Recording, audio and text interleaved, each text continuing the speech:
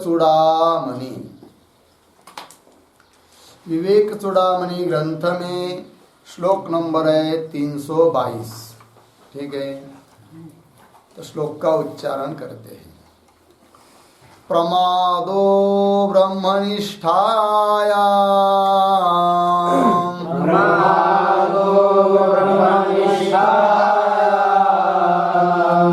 कर्तव्यः कदाचन।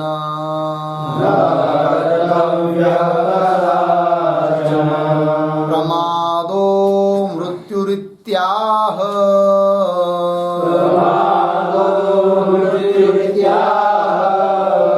भगवान् ब्रह्मणः सुतः।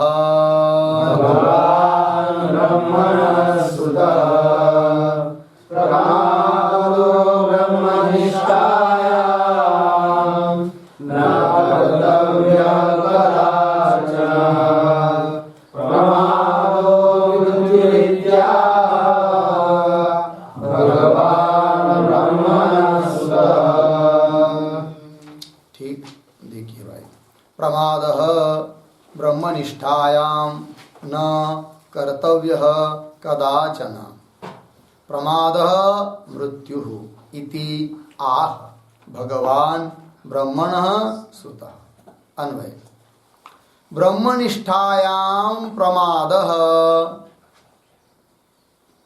कदाचन कर्तव्यः न कर्तव्यः। कदाचन न कर्तव्यः। नीचे प्रमादः मृत्युः इति ब्रह्मणः सुतः भगवान आह। ठीक, देखिए भाई, तो कल बताया था अंतिम के श्लोक में 321 में कि प्रारब्ध के निमित्त से कोई विक्षेप प्राप्त होता है, प्रपंच की प्रतीति आती है, तो भी हमेशा सबका विलय करते हुए, दृश्य हुए सभी पदार्थों का विलय करते हुए सन्मात्रम आनंद घनम स्वयं विभावयन, सत्स्वरूप आनंद स्वरूप ऐसा जो परमात्मा है वही मैं हूँ, इस प्रकार से चिंतन करता हुआ ही काल का यापन करना चाहिए, ये बताया। तो वही ब्रह्मनिष्ठा हुई। अब उस ब्रह्मनिष्ठा में किंचित भी कभी भी प्रमाद नहीं होना चाहिए। बार बार इस बात को बताते आद्य जगत गुरु शंकराचार्य जी महाराज, इसलिए कि जगत का कोई भी मनुष्य दुख को पुनः प्राप्त न होवे, ऐसी दया संतों के हृदय में होती है। इसलिए बार बार कहना पड़ रहा है कि भाई ब्रह्मनिष्ठ हो जाओ, ब्रह्मनिष्ठ हो जाओ, उसमें प्रमाद मत करो। उसी बात को कह रहे हैं कि ब्रह्मनिष्ठायाम प्रमादः, जो ब्रह्मनिष्ठा है, ब्रह्म में स्थिति है, ब्राह्मी स्थिति जिसको हम बोल सकते हैं, उसमें प्रमादः कदाचन न कर्तव्य। कदाचन, कदाचन शब्द करते है कदापि, कभी भी, न कर्तव्य। न कर्तव्य मतलब क्या? न आश्रयणीया, न आश्रयणीय, उसका आश्रय नहीं करना चाहिए कभी भी। किसका? प्रमाद है कि नहीं? ब्रह्मनिष्ठा में एक बार स्थित हो गया, फिर पुनः भूल से भी कभी भी प्रमाद नहीं करना चाहिए। प्रमाद मतलब क्या? प्रमाद शब्द का अर्थ अनवधानता,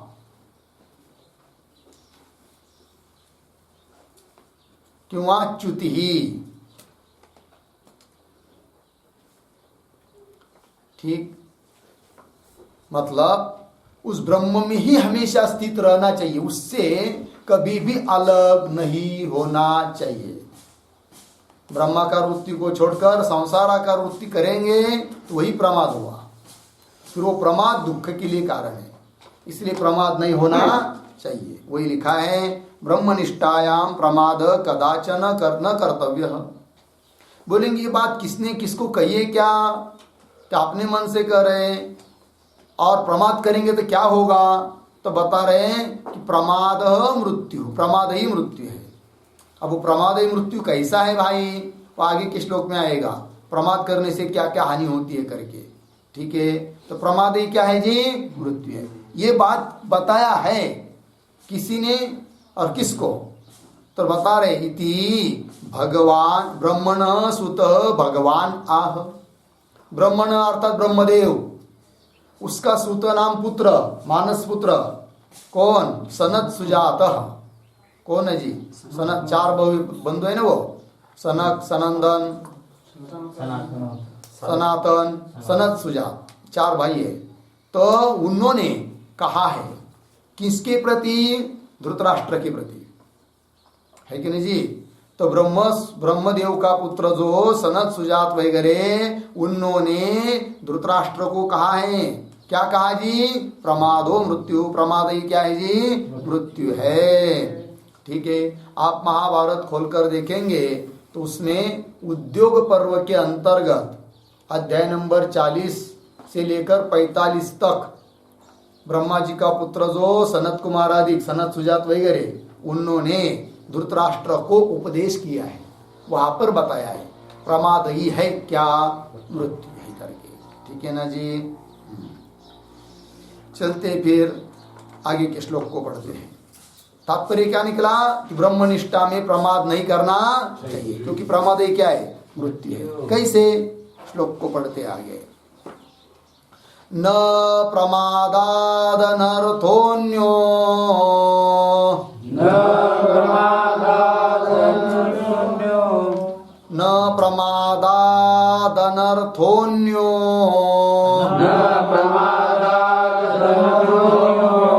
ज्ञानिनः स्वस्वरूपतः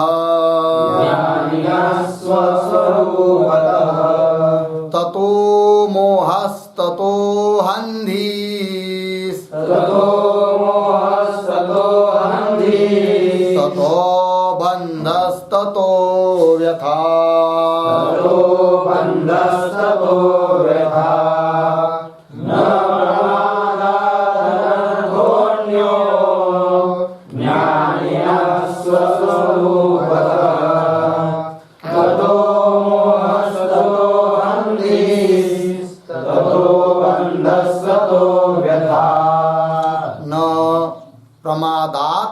अनर्थः अन्यः ज्ञानिनः स्वस्वरूपतः ततः मोहः ततः अहं धीः ततः बन्धः ततः व्यथा। ठीक, अन्वय देखिए। ज्ञानिनः स्वस्वरूपतः, ज्ञानिनः स्वस्वरूपतः अन्यः, क्यों ऐसा करेंगे, ज्ञानिनः स्वस्वरूपतः प्रमादात्, प्रमादात् अन्यः अनर्थः न। ठीक है जी ना। नीचे की लाइन में ततः मोहः सरल है, ततः अहम देहि, ततः बंधः, ततः व्यथा। अर्थ देखिए, ज्ञानी पुरुष के लिए, विवेकी पुरुष के लिए स्वस्वरूपतः प्रमादात, प्रमादात अर्थ का अर्थ लिखिए प्रच्युते है, पंचमी अंत, प्रच्युते है। देखिए फिर ज्ञानी न स्वस्वरूपत, अपने स्वस्वरूप से, ब्रह्म स्वरूप से, आत्म स्वरूप से प्रच्युति, ढलना, उससे अलग होना, ब्रह्माकार वृत्ति को छोड़कर जगदाकार वृत्ति करना, यही प्रमाद है। तो प्रमादात, ऐसा यदि प्रमाद कोई करता है तो उसके लिए अन्य अनर्थ न, इससे बढ़कर दूसरा बड़ा अनर्थ उसके लिए और कोई है नहीं, यही सबसे बड़ा अनर्थ है। अनर्थ, अनर्थ नाम हानि है कि नहीं, कि सबसे बड़ा हानि, बड़ी हानि है, नुकसान है कि नहीं। क्या हानि है, यदि ब्रह्माकार वृत्ति को छोड़ देंगे, उससे प्रमाद करेंगे तो कह रहे, समझ लीजिए, ब्रह्माकार वृत्ति छूट गई, प्रमाद हुआ, च्युति हो गई उससे, तब क्या होगा, ततः, ततः का अर्थ लिखिए, पहले ततः का, तत नाम स्वरूप प्रच्युतौ सत्याम।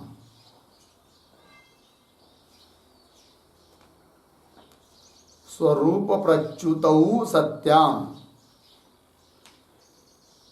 मतलब स्वरूप से प्रच्युति होने पर, तत्व तत पंचम होने से अर्थ एक ही है। तो क्या होगा उससे? मोह, मोह हो जाएगा। मोह शब्द का अर्थ लिखिए विस्मरणम, स्वस्वरूप का विस्मरण हो जाएगा। फिर विस्मरण हो गया तो उससे क्या होगा? ततः अहम धीहि, फिर स्वस्वरूप को भूल गए, देहादि को लेकर अन्य पदार्थों लेकर अहम धीहि, अहम धी उत्पन्न होगी। अहम धी मतलब क्या? अहम धी का अर्थ लिखिए अनात्मनि अहंकारे अहम बुद्धि। अनात्मनि अहंकारे अहम बुद्धि।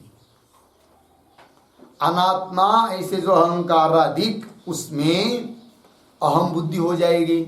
जो अहम नहीं है उसमें अहम बुद्धि हो जाएगी, क्योंकि जो अपना स्वरूप था उसको तो च्युति हो गई, ढल गए, छोड़ दिया, विस्मरण हुआ। विस्मरण मोह, मोह हुआ मतलब विस्मरण हुआ।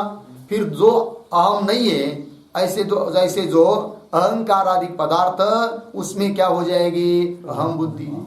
फिर उसके बाद ततः बंध, फिर उसके बाद बंध होगा। बंधन में अटक गए। बंधन में अटक गए मतलब क्या हो गया? तो बंध हो गया मतलब देहादौ अध्यास, देह ही अपना स्वरूप लगने लग गया, यही बंध है, अध्यास हो गया। देहादौ अध्यास। फिर उसके बाद ततः व्यथा, बस देह को अपना स्वरूप समझ लिया। उसके बाद व्यथा, व्यथा मतलब जरा मरणादि जन्या पीड़ा। व्यथा जरा मरणादि जन्या पीड़ा, फिर सब पीड़ा दुख शुरू हो गया, यही अनर्थ हो गया। ठीक, देखिए भाई, बुढ़ा हो रहा है कौन? देह। रोग हुआ किसको? देह को। मरेगा कौन? देह। किंतु उसमें अहम बुद्धि हो गई, बंद हो गया, अध्यास हो गया। इसलिए सब धर्मों को किसमें समझ रहा है? अपने में ही, कि मेरा जन्म हुआ, मैं बढ़ गया, मैं विकृत हो गया, मैं मरूंगा, इस प्रकार से हुआ कि नहीं? ये सब अनर्थ क्यों हुआ? थोड़ी सी गलती हुई। क्या हुआ? प्रमाद हुआ, स्वरूप स्थिति से ढल गए, छोड़ दिया। इसलिए सब काम छोड़कर एक ही काम करना है, रात दिन, आयुष्य भर, मृत्यु तक। क्या? अहम ब्रह्मास्मि, मैं ही ब्रह्म हूं, इस स्थिति में रहना है। ब्रह्माकार वृत्ति ही करना है। अनात्म पदार्थाकार, देहादि पदार्थाकार वृत्ति करनी ही न, उसको अपना समझना है। समझ में आया जी? ये बात बता दी।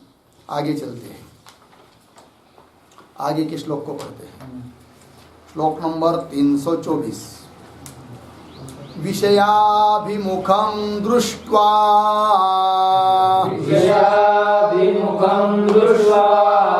विद्वांसमपि विस्मृतिः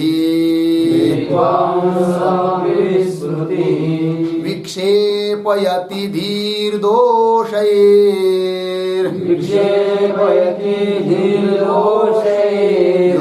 योषाजारमिव प्रियम्।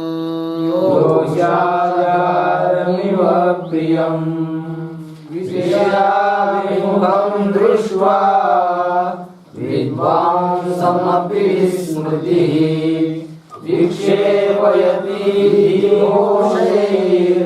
योषाजारमिव प्रियम्। विषयाभिमुखं दृष्ट्वा विद्वांसम् अपि विस्मृतिः विक्षेपयति धीदोषैः योषा जारम इव प्रियम। ठीक है, अन्वय देखिए भाई। योषा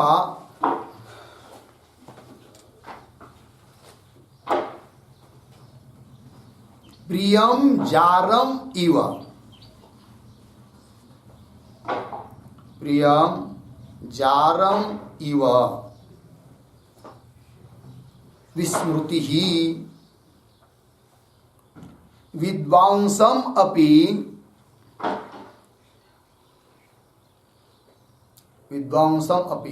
विषयाभिमुखं दृष्ट्वा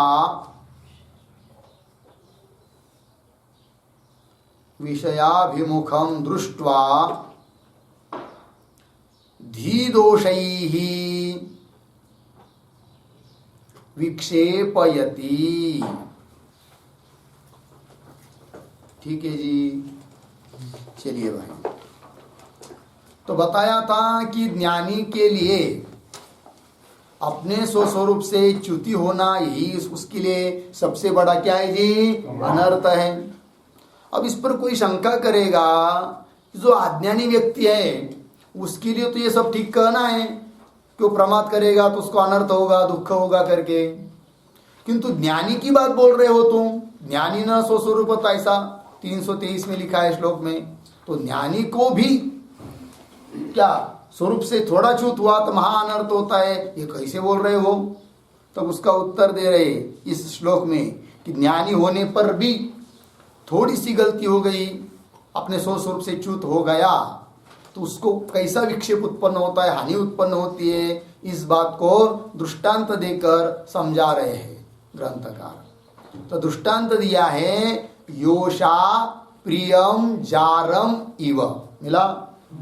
योषा, योषा शब्द का अर्थ है कुलटा स्त्री।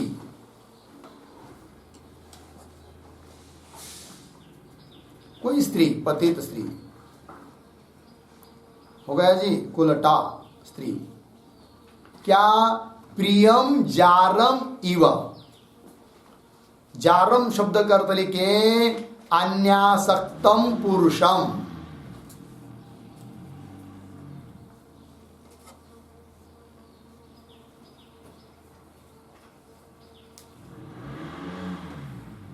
ठीक है, तो क्या करती उस पुरुष को? विक्षेपयति। तो एक वाक्य दृष्टांत का पूरा हुआ। विक्षेपयति दोनों तरफ लगाएंगे।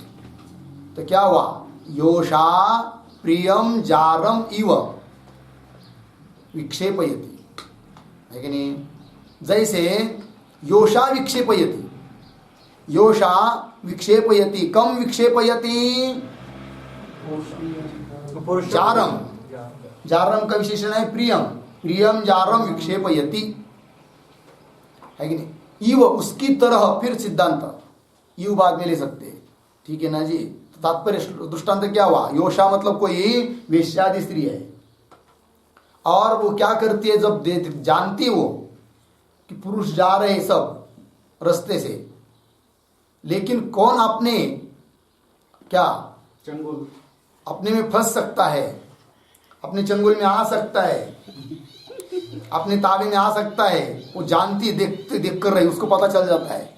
बहुत उसकी नजर तीक्ष्ण होती है। समझ में आया ना? हाँ समझ में आया जी? तो स्त्री क्या करती है, जब देखती है, जानती कि जार पुरुष है, ये हमारे ऊपर प्रेम कर सकता है, फिर उसको किसी तरह से अपने तरफ ले लिया, फिर धीरे धीरे धीरे धीरे उसको क्या कर देती है, पागल बना देती है। वो आदमी उस स्त्री के लिए क्या हो जाता है, भूल जाता है, पागल जाता है, पागल हो जाता है, घर बीर सब उसमें फिर बिगड़ता है। सब क्या बिगड़ता है जी? जो व्यक्ति किसी स्त्री के पीछे लग गया, बाहर की स्त्री, वो घर में उसका लक्ष्य नहीं रहता है। समझ में आया? स्वपत्नी के तरफ लक्ष्य नहीं, घर के तरफ नहीं, काम धंधे के ऊपर लक्ष्य नहीं रहता है, अपने बच्चों के ऊपर लक्ष्य नहीं रहता है, उनको संस्कारित करना, ये करना, माँ बाप की सेवा करना, कर्तव्य कर्म से भी भूल जाता है। और रात दिन उसके दिमाग में वही एक चीज घूमती रहती है। कौन? योषा, वो स्त्री। अर्थात उस स्त्री ने क्या कर दिया, उस व्यक्ति को पागल बना दिया। बस देखते फिरते जाते आते उसको ऐसा बस वही घूमते रहेगा, बार बार उसको देखने की मन करेगा, उसके घर में जाने का मन करेगा, है कि नहीं? हर घंटे घंटे उसको बात करेगा, फोन पर 2-2 घंटा, है कि नहीं? पैसा वैसा नहीं हो तो ब्याज से निकालेगा, उसको पहुंचा देगा, सब कुछ उसके लिए प्राण भी देने के लिए तैयार रहेगा। क्या कर दिया उस स्त्री ने? पागल बना दिया उसको। फिर लोग सोचने लगते, क्या हो गया इस आदमी को, इतना बड़ा बढ़िया था, इतना विवेकी पुरुष था, किसी को भी अच्छी अच्छी बातें बताता था, कोई यदि कोई व्यसनादि करते तो उसको भी समझाता था, क्या हो गया वो इसको? पागल बन गया क्या? उसके अभी शरीर कांति बिगड़ गई, शरीर में कांति तेज नहीं रहा, कांति नहीं रही, है कि नहीं? दो आँख अंदर अंदर गए, गाल अंदर गए, काला पड़ गया, और काम धंधे पर इसका लक्ष्य नहीं है, पूरा पागल बना दिया उस स्त्री ने। किसको? उस जार पुरुष को। होता है कि नहीं जगत में? ये दृष्टांत हुआ। उस प्रकार विस्मृति विद्वांसम अपि विषयाभिमुखम दृष्ट्वा विक्षेपयति। बताइए आप लोग भाई, धी दोषई ही विक्षेपयति, तो विक्षेपयति का कर्ता कौन है? विस्मृति ही विक्षेपयति, है कि नहीं? इसका कर्ता कौन है? विस्मृति। विस्मृति क्या करती है? देखिए, विस्मृति शब्द का अर्थ लिखिए ब्रह्म विस्मृति।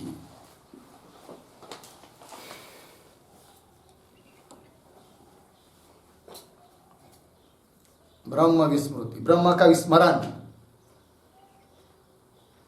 विद्वांसम अपि, विद्वांसम अपि का अर्थ लिखिए विवेकिनम अपि, विद्वान पुरुष को भी।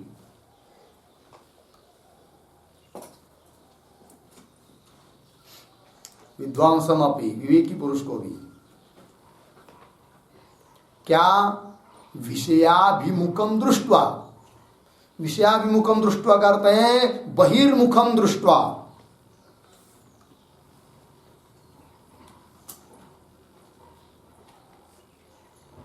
बहिर्मुखम दृष्ट्वा, ठीक है ना? देखिए भाई, वो विस्मरण थोड़ा सा हो गया तो वो विद्वान पुरुष को भी क्या कर देती? थोड़ा सा बहिर्मुख दिखाई दिया उसको तो तुरंत धी दोषई ही विक्षेपयति, धी दोषों के द्वारा, बुद्धि दोषों के द्वारा विक्षेपयति, विक्षिप्त कर देती है। विक्षेपयति मतलब क्या करती है वो? विक्षेपयति का अर्थ लिखिए नष्टात्मबोधम करोति।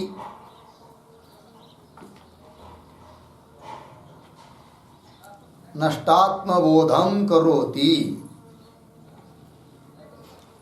बराबर विशेषेण चालयति,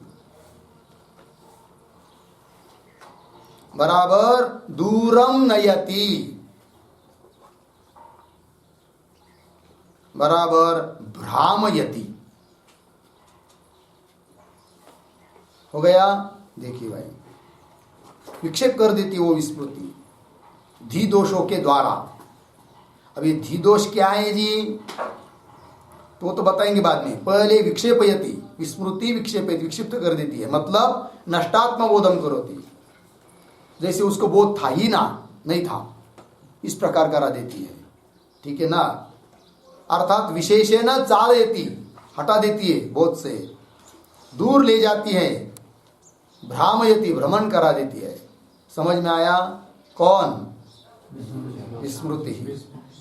विस्मृति किम करोति? विस्मृति विक्षेपयति, विस्मृति कम विक्षेपयति, विक्षेपयति। हाँ, विस्मृति विद्वांसम अपि विक्षेपयति, ठीक है ना? हाँ, बहिर्मुख पुरुष दिखाई दिया तो उसको, उसका बोध नष्ट कर देती है। धी दोष ही। धी दोष क्या है वो आगे आने वाले हैं अभी थोड़ी देर में। तो धी दोष ही एक वाक्य लिख सकते हैं, श्रुति बताती है क्या कि नहीं, क्या करते? परांची खानी व्यतृणत स्वयंभो। इंद्रिय तो पहली परांगमुख रहती है। इति श्रुते है परांची खानी व्यतृणत स्वयंभो, इति श्रुते है। फिर वो धी दोष कौन है? तो लिख के रखिए, विषयेष्वावेशच्चेतः, श्लोक नंबर 327, इत्यादिना वक्ष्यमाण दोषैः। अभी 327 पर आएगा जो श्लोक, विषयेष्वाविषेच अविषेच चित्त इत्यादि, तो उसमें बताया है क्या? धी दोष। उन धी दोषों के द्वारा बुद्ध विस्मृति क्या कर देती है? उस व्यक्ति को, उस व्यक्ति का बोध नष्ट कर देती है। लगा जी दृष्टांत? अब चलते हैं आगे के श्लोक को पढ़ते हैं। यथापकृष्टं शैवालम्, यथापकृष्टं क्षणमात्रं न तिष्ठति आवृणोति तथा माया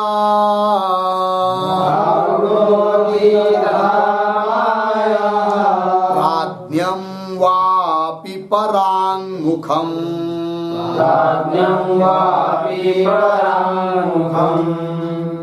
यथा पुरुषं शैवालं क्षणमात्रं न तिष्ठति आवृणोति तथा माया प्राज्ञं वापि पराङ्मुखम् यथा अपकृष्टं शैवालं क्षणमात्रं न तिष्ठति आवृणोति तथा माया प्राज्ञम वापि परांगमुखम। अभी जो बात बताई थी श्लोक में ऊपर वाले, उसी को स्पष्ट कर रहे दृष्टांत देकर। अन्वय पहली पंक्ति सरल है। यथा अपकृष्टम शैवालम क्षणमात्रम न तिष्ठति, नीचे की पंक्ति में ये तथा माया प्राज्ञम वा अपि परांगमुखम आवृणोति।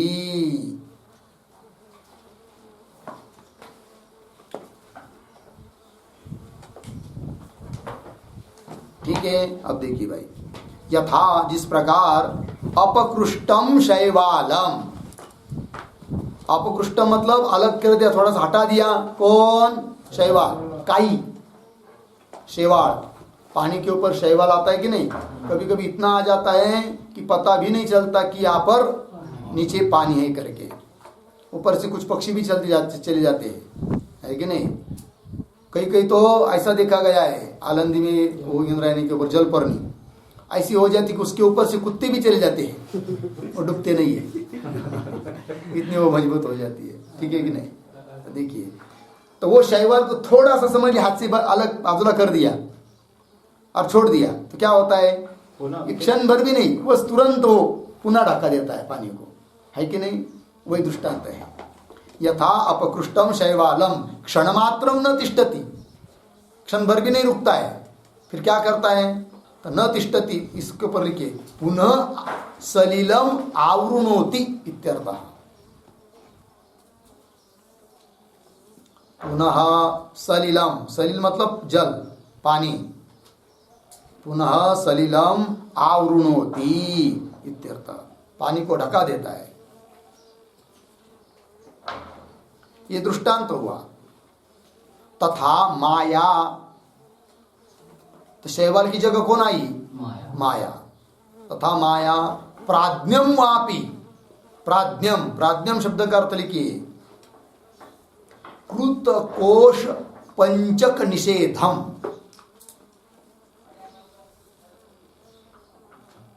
कृत कोश पंचक निषेधम अपि,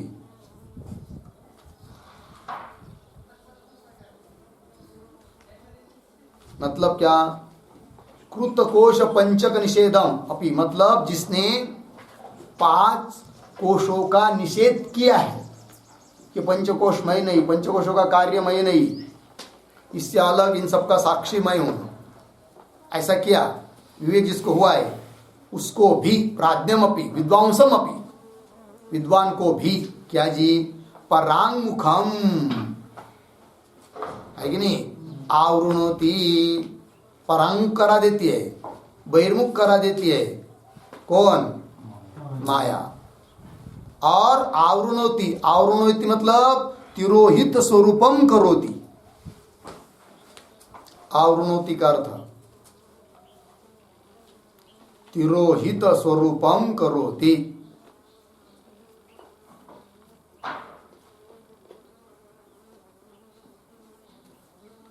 ठीक है जी, तिरोहित स्वरूपम करोति, अर्थात क्या किया बेचारे ने, विद्वान ने माया को हटा दिया, ब्रह्माकार वृत्ति की, है कि नहीं? क्योंकि जैसे शैवाल को हटा दिया, लक्ष्य नहीं दिया थोड़ा देर, तो पुनः शैवाल पानी को ढका देता है।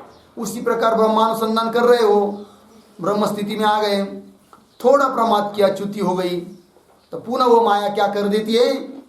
ढक देती है स्वरूप को, ब्रह्मानुसंधान नहीं रहने देती है।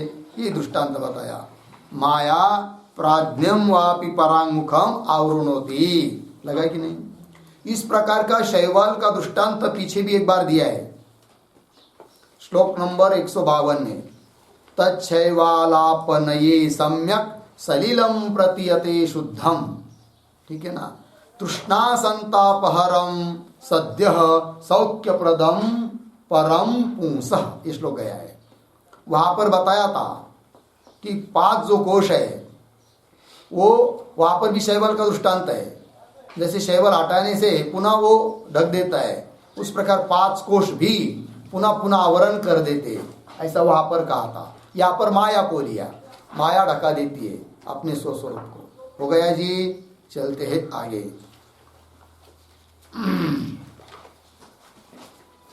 आगे के श्लोक को पढ़ते हैं। लक्षच्युतम सद्यदि चित्तमीशात्, लक्षच्युतं सद्यदि चित्तमीशात्, बहिर्मुखं सन्निपतेत्ततस्ततः, बहिर्मुखं सन्निपतेत्ततस्ततः, प्रमादतः प्रच्युतकेलिकन्दुकः, प्रमादतः प्रच्युतकेलिकन्दुकः, सोपानपङ्क्तौ पतितो यथा तथा, सोपानपङ्क्तौ पतितो यथा तथा, लक्षच्युतं सद्यदि चित्तमीशात्, बहिर्मुखं सन्निपतेत्ततस्ततः, प्रमादतः प्रच्युतकेलिकन्दुकः, सोपानपङ्क्तौ पतितो यथा तथा।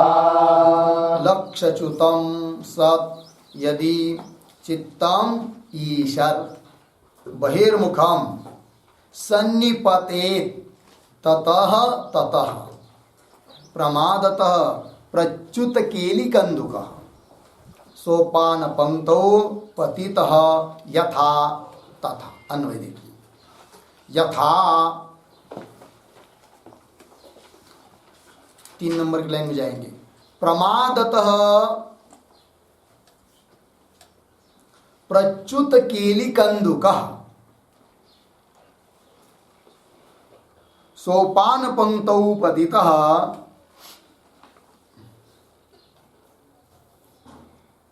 सोपान पंक्तौ पतितः, हो गया ना? ऊपर ततः ततः सन्निपतेत्, सन्निपतेत्, तथा अंतिम का शब्द तथा ऊपर आएंगे। चित्ताम यदि ईशत्, ईशत् लक्षच्युताम बहिर्मुखम सत्, हो गया? चलिए भाई,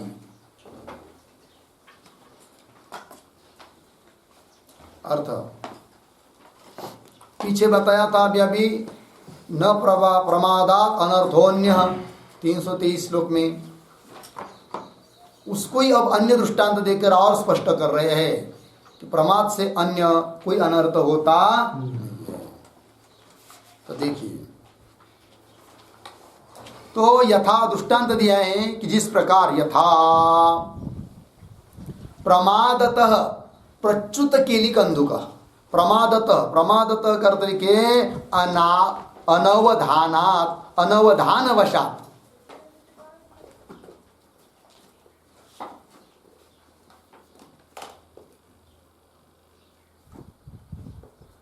अनवधानवशात् क्या हो गया? प्रच्युत केलिकन्दुक सोपान पंक्तौ पतितः, प्रच्युत केली कंदुक, कंदुक कहते हैं गेंद को, चेंडू है कि नहीं, और केली कहते हैं खेल, क्रीड़ा।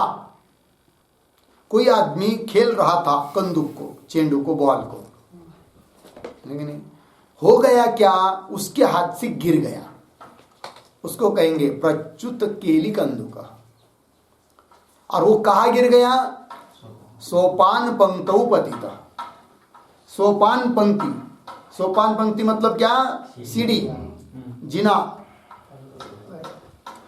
पायरिया, है कि नहीं, ऊपर छत पर चढ़ने के लिए सीढ़ी लगाई होती है ना, बनाई हुई थी सीमेंट कंक्रीट की, सोपान पंक्ति, है कि नहीं, उस पर गिर गया ऊपर से। तो वो बॉल, चेंडू अब पुनः पकड़ने का प्रयास किया तो भी आएगा क्या, नहीं, कहाँ जाएगा फिर, नीचे, एक सीढ़ी के ऊपर, दूसरी सीढ़ी, तीसरी सीढ़ी, ऐसा, है कि नहीं, गिरते गिरते गिरते गिरते नीचे चला जाएगा, ऊपर आ नहीं सकता, पकड़ा भी नहीं जा सकता है कि नहीं। ये दृष्टांत हुआ। तो प्रच्युत केली कंदुक सोपान पंक्तो पतित सन्निपते ततस्ततः, ततस्ततः का अर्थ लिखिए अधो अधो गच्छति, अधः अधः गच्छति, नीचे नीचे नीचे नीचे जाता है, अधो अधो गच्छति, अर्धविराम, न ग्रहीतुम शक्यते, पकड़ा नहीं जाता है वो, ततस्ततः सन्निपते, हो गया ना, ये दृष्टांत हुआ। अब बताइए, देखिए सिद्धांत, उसके बाद सन्निपतेत हुआ, तथा सिद्धांत बता रहे उस प्रकार से,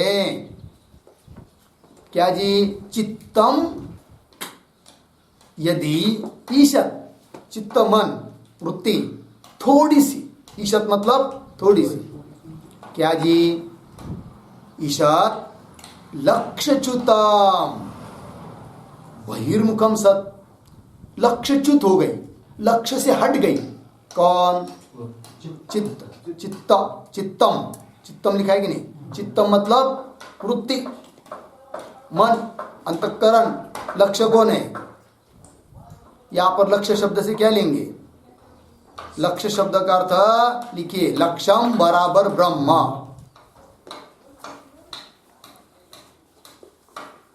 लक्ष्यम बराबर ब्रह्म, ततः च्युतम चेत, यह अर्थ है, ततः च्युतम चेत, उससे च्युत हो गया, ढल गया, हट गया, गिर गया, छोड़ दिया अनुसंधान, ठीक है ना। लक्ष्यच्युतम बहिर्मुखम सत, यदि बहिर्मुख होता है तो कौन, चित्त, तब क्या, निपतेत, बस अधो अधो अधो अधो गिर जाएगा। तो बहिर्मुखम, एक वाक्य लिखते हैं, बहिर्मुखम सत बराबर अनात्म प्रवणम सत, अनात्म प्रवणम सत,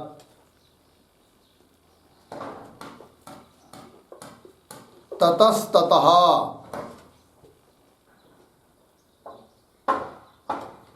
ततस्ततः अहंकार बुद्धि मनः,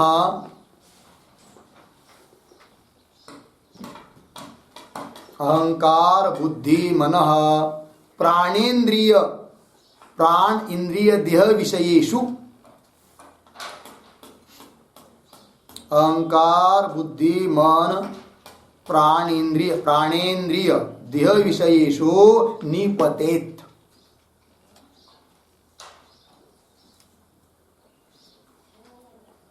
हो गया। देखिए भैया, अर्थ लक्ष्यच्युतम, थोड़ा सा लक्ष्य से ढल गया, तो बहिर्मुखम सत अनात्म प्रवणम, अनात्मा में ही वो क्या करेगा, दक्ष हो जाएगा, उसमें ही लगेगा। फिर ततस्तत, उससे उससे और नीचे और नीचे और नीचे और नीचे और नीचे गिरता जाएगा, ठीक है ना।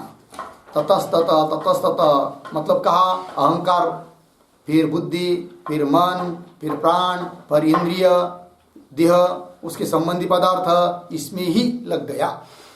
तो नीचे नीचे नीचे नीचे की ओर गया, पकड़ा भी नहीं जाएगा। ठीक है ना जी, ये बात होती है। क्या हुआ, थोड़ी गलती हुई। क्या गलती हुई, ईशक चित्त थोड़ा सा लक्ष्यच्युत हो गया। इसलिए हमेशा कभी भी लक्ष्य से च्युत नहीं होना चाहिए। हर पल हर क्षण इस बात को पक्का करके रखना चाहिए कि अपना लक्ष्य क्या है, अंगी क्या है और अंग क्या है। यही तो बात है ना। लक्ष्य कौन होता है, अंगी नहीं। कहीं पर भी समझ लीजिए, आडस को गए 500 रुपये लेकर बाजार में कुछ खरीदने के लिए, निश्चय करके गए कि अब ठंडी शुरू हो गई है, 200 रुपये का स्वेटर खरीद के लाएंगे और 100 रुपये की चप्पल लाएंगे और कुछ किताब लाएंगे, ये सोचकर गए। लक्ष्य पक्का हुआ कि नहीं, वहाँ जाना ही खरीदना है, जाने का लक्ष्य हुआ। गए किंतु भूल गए। वहाँ जाने के बाद इतना बढ़िया बढ़िया बाजार दिखाई देने लगा कि इधर भजे पकौड़ी बन रही है बेचने के लिए, वहाँ पर समोसा पकौड़ी वड़ा पाव है कि नहीं। फिर उसको मन में आ गया, चलो पहले क्या कर लेते हैं, ताव मार लेते हैं।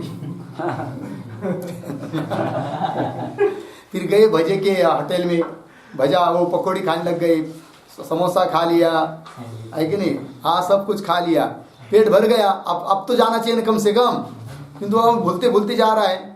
फिर उसके बाद थोड़ा सा आगे गया तो उसको वहाँ पर वो दिखाई दिया, वो लाल पीली काली पीली नीली पीली, वो क्या होता है, काली पीली का लाल सट्टा सट्टा जैसा होता है ना, कि वो एक टेबल रहता है, उसके ऊपर वैसे गोल गोल रखा रहता है और वो 2-3 लोग रहते वहाँ, वो ऐसे इधर उधर घुमाते उसको। नहीं समझ में आ रहा है, क्या नाम है उसका, हाँ क्या, वो पैसा लगाते 10 रुपया 20 रुपया, फिर वो छेदा होता है, वो इधर उधर वो ऐसा करते हैं। हाँ क्या कुछ भी मत बताइए, व्यवहार में क्या नाम है इसका, एक तरह से जुआ ही है। जुआ, हाँ जुआ समझ लीजिए, सट्टा है कि नहीं, मट्टा सट्टा का आसन, उसमें लग गए। तो फिर उसको लगा चलो 50 रुपये लगा देते हैं, डबल आ जाएगा। लगाया, 50 गया। बहुत चालाक होते वो लोग, नहीं आने देते पैसा, बहुत चतुर होते हो। 10 रुपये लगाएंगे ना, वो दे देंगे आपको 20 रुपया, क्योंकि उसको पता है 20 तो दे देंगे, लेकिन 100 निकालना इसका है कि नहीं। क्योंकि लोग उत्पन्न होता है ना, अरे अभी 10 लगाया था 20 आ गया, और लगाते थोड़ा सा। फिर 50 लगाया तो 60 रुपये आ गया, तो लोभ बढ़ गया, फिर 100 लगाया, फिर 150 लगाया, धीरे धीरे करके 500 रुपये वही खत्म हो गया। फिर होश आ गया, अरे मैं किस लिए आया था, है कि नहीं। तो क्या हुआ फिर, तो क्या हुआ, लक्ष्य से च्युत हुआ आदमी तो सब गड़बड़ हो जाती है। कहीं पर भी हर पल हर बार लक्ष्य होता है। आदमी कोई भी काम करता है तो किसी लक्ष्य को लेकर ही करता है कि नहीं, है कि नहीं, कोई कोई लक्ष्य लेकर ही करता है। फिर उस लक्ष्य को ही आदमी रखना चाहिए। वो लक्ष्य शास्त्र विहित होना चाहिए, अपने कल्याण के लिए होना चाहिए।